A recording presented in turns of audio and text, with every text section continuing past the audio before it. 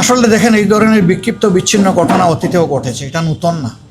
এগুলা মোকাবিলা করেই অতীতে জনগণ তাদের দায়িত্ব পালন করেছে। আর এবারকার প্রেক্ষাপটটা সম্পূর্ণ ভিন্ন। দেশের শতকরা 40% ভোটার জীবনে একটা ভোটও দিতে পারে নাই।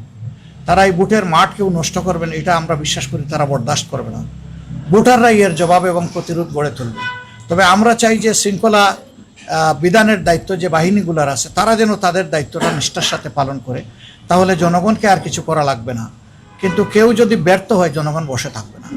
জনগণ তার দায়িত্ব ঠিকই পালন করবে এবং সুষ্ঠু ভোট আদায় করে ছাড়বে ইনশাআল্লাহ। আমি সেটা হচ্ছে আপনারা তো সুষ্ঠু নির্বাচনের কথা বলছেন, এটা এবং সবাই বাংলাদেশের নির্বাচনী কালচারে জিতলেই কেবল নির্বাচন সুষ্ঠু হয়। আপনারা যেহেতু এখানে সবাই আছেন, নির্বাচনে আপনারা শেষ পর্যন্ত থাকবেন এবং আপনারা হচ্ছে বিজয় নিয়ে ফেলবেন। ফলাফল যাই হোক, সেটা আপনাদের পক্ষেও যেতে পারে, বিপক্ষেও যেতে পারে।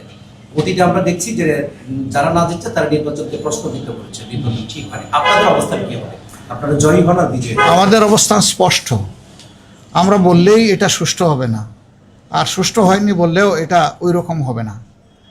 যখন জনগণ বলবে যে না, এটা সুষ্ঠু হয়েছে, আমরা এটা শ্রদ্ধার সাথে মেনে নিব। আমরা বিজয়ী হই অথবা আমরা বিরোধী দলে বসে, এটা কোনো ম্যাটার করে না।